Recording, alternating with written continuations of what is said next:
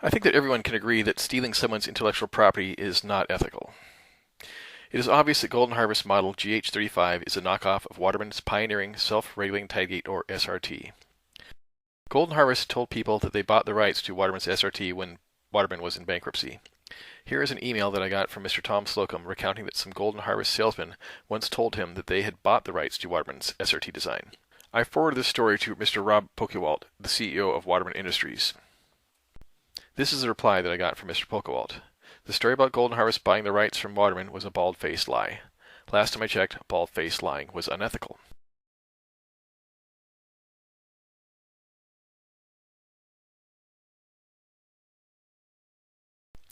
Taking credit for something that you didn't do is also unethical. It is what is known as a misrepresentation. It is a misrepresentation for Golden Harvest to show the Edison Slew SRT, which is actually produced by Waterman Industries in their tidegate catalog.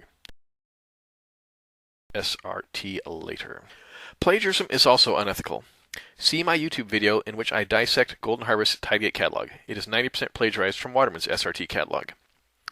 Here is an example of a fraction of the plagiarism that's just on page 1.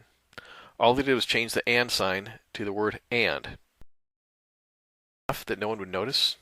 I think you can also file this incident under incompetence.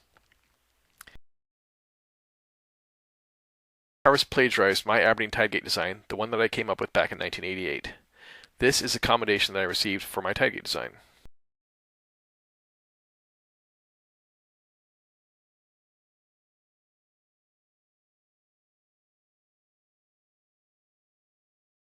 Construction was completed.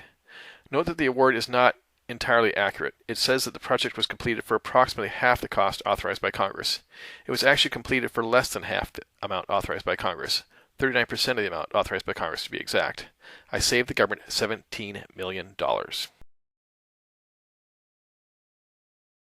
This photo is from Golden Harvest's online tidegate catalog. The photo on the right is a shot of an SRT at Formsby Creek. This is really hilarious. Golden Harvest did not produce this SRT. In fact, in this very photo, the Golden Harvest employees are making notes and sketches so they can make a copy of this knockoff of my Aberdeen SRT design. This SRT was something that Steve Hinton hired Jess Knutson to fabricate and install in the summer of 2004. It failed catastrophically just a few months after this photo was taken. Karma. Someday soon I'll do a full-length video about this abomination. Wreaking a sole source contract with the Corps is a great way to defraud the government. I think that counts as unethical, but I may be wrong. Portland District seems to think it's okay. For contrast, I saved the government $17 million with my Aberdeen flood control project 15 years ago. Now Portland District has handed my tidegate design to Golden Harvest, and they are happy to pay a 50% surcharge for the privilege. To show their appreciation, Golden Harvest tried to price gouge the Corps for over $100,000. See my YouTube video about the Julia Butler Hanson sole source contract. It was a real travesty. Golden Harvest has little choice but to be unethical. That's how they make up for being incompetent. Let's talk about incompetence. The GH37 at Edison Slew takes incompetence to a whole new level. First off, this is Waterman's SRT, not Golden Harvest GH37. Second, it is a complete disaster. Why would Golden Harvest want to take credit for this thing? It's insane. Waterman's SRT at Edison Slew was such a disaster that it was the prime motivation for Washington State House Bill 1418, which was signed into law in 2003. House Bill 1418 exempted drainage infrastructure from certain environmental requirements. It passed nearly unanimously. So, Waterman Industry effectively killed the SRT business in Washington. Then for some bizarre reason, Golden Harvest pretended that they produced the offending SRT at Edison Slew. They also took over the suspect design in 2004, and they called it their GH35. Then in March of 2004, I show up, put on a little PowerPoint show, and they steal my Aberdeen SRT design. They call my Aberdeen design the GH850. This is a worst-case scenario. Because of House Bill 1418, no one has to use fish-friendly tidegates in Washington State. The icing on the cake is that if someone chooses to install a fish-friendly SRT, Golden Harvest will probably sell them a knockoff of my design for about $60,000. My fabricator, Plastifab, can provide a much better hydraulically controlled SRT for about $40,000. My VBFG tidegate is even better yet, and it costs about half of what Golden Harvest charges for their knockoff version of my original gate. The next example of ineptitude and incompetence is Golden Harvest's first attempt to reverse engineer my SRT design. It's the GH850 that was installed at Edison Slew back in December of 2006. This is a document produced by Skagit County for the Edison Slew SRT replacement project. With this contract, they removed the problem child GH35 and installed a knockoff of my Aberdeen design that was never opened. See my video titled Interview with Dwayne Eitram regarding the Edison Slough tide gates for information about the Edison Slough SRT projects. This was Golden Harvest's first attempt to reverse engineer my Aberdeen SRT design. For some unknown reason, back in 2006, Skagit County had lost my phone number, or maybe they're just too embarrassed to call me. If they'd asked for my help on this project, I would have told them that my Aberdeen tide gate design had little chance of working at this particular site. Whoops. Here's the bid schedule for this project. It's ironic that Strider Construction was the winning contractor and they installed the ill-fated GH850 at Edison Slough. Dennis Euchre was the project superintendent for Strider Construction. I was a civil designer for a large earthwork project at Med Mountain Dam that was awarded to Strider Construction back in 2002. Just by chance, Dennis Euchre served as a superintendent for this Mud Mountain Dam project. Small world. When they were done, it looked like Skagit County had wasted $191,000 on this SRT project. The water on SRT was gone, and they had a copy of my Aberdeen tide gate that never opened. In early 2008, I heard about this stuck-shut copy of my Aberdeen SRT at Edison Slough, so I went up to have a look. While pondering how I could salvage something here, I came up with a much better and much simpler SRT control mechanism. I earned a whopping $7,500 when I retrofitted the Edison Slough tide gate in January of 2009. It's been working like clockwork ever since. Dwayne Eitram can predict when my SRT will close to within a few seconds. Watch this. Got 1 minute.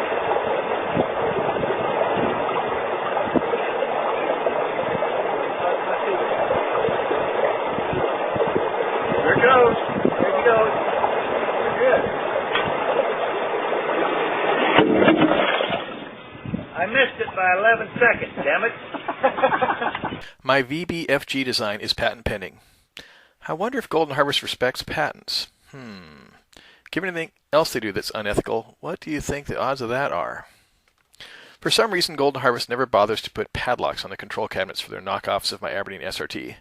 This is particularly odd since their biggest marketing point is to claim that vandalism is a serious concern and their tide gate is more resistant to vandalism than my original design produced by Plastifab. Here's a page from a memo produced by the Montgomery Water Group back in 2005. This is humorous. There have been 8 flap gates operating in an urban setting in Aberdeen since 1995. There have been no instances of vandalism whatsoever to any of my tide gates in Aberdeen. This is a non-issue. By having no locks on the control cabinets, if the GH850 tide gate suffers from a catastrophic failure, Golden Harvest can theorize that it wasn't their fault. Some vandal must have gotten into the control cabinet and sabotaged their flawless SRT design. Right.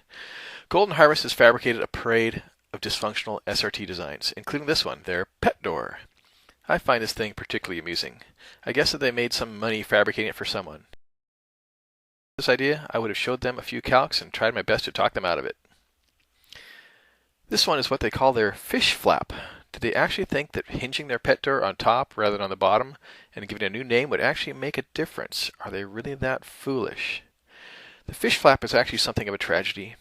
Poor Miss Sarah Ennis of Oregon State University did a very nicely done master's thesis project taking measurements at the Portland District Corps' Tennessee Island tide gate. Unfortunately, the new tide gates do not allow tidal inflow into the slough. I've done a master's thesis myself. It is an incredible amount of work, and this really disgusts me. Portland District and Golden Harvest are utterly incompetent. It wasn't enough that they wasted hundreds of thousands of dollars on this tide gate. They wasted several months of the best years of this girl's life. Here's another debacle. This is Golden Harvest's combination gate, or GH52SC. And that's me in the vest behind the railing. I designed the stainless steel tapered box that the GH52C is mounted to as part of a design build project I did with my longtime good friends at Quigg Brothers. This was back in 2006. At the time, I hardly knew who Golden Harvest was. I was coordinating my part of the design with David Wise at the time.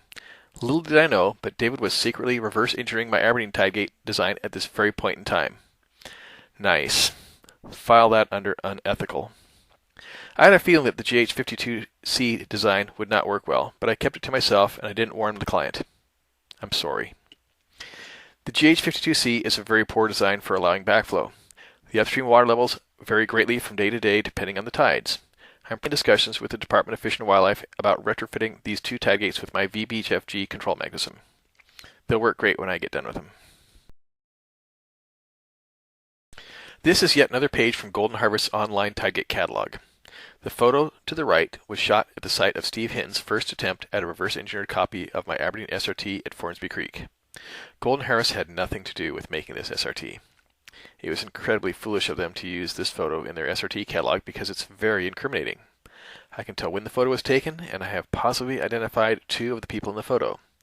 The fellow on the left is Jeff Parr, and he works for Steve Hinton. The fellow on the right is Kevin Buchanan, the owner of Golden Harvest. They are making notes and sketches. This photo makes Steve Hinton look pretty underhanded.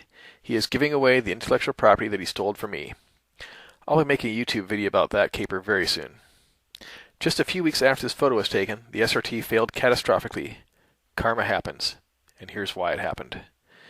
If the folks from Golden Harvest had any competency while they were studying this SRT, they might have noted the eccentricity in the hydraulic cylinder to the crank arm connection.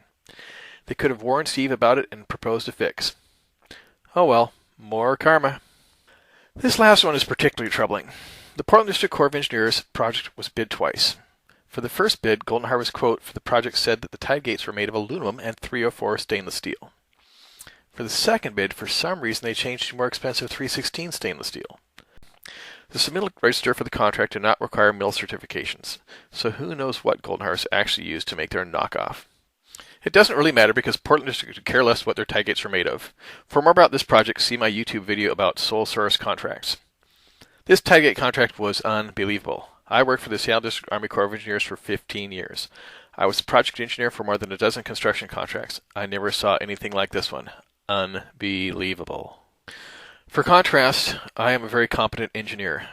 All of my tide gates are working like clockwork. I have the highest ethical standards. I don't copy other people's designs. I don't lie.